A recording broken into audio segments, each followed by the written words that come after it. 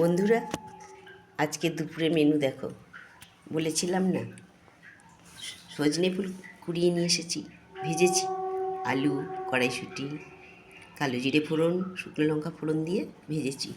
আর এটা দেখছো, ধনে পাতা, রসুন, কাঁচা লঙ্কা একসঙ্গে বেটে তেলে ভেজেছি।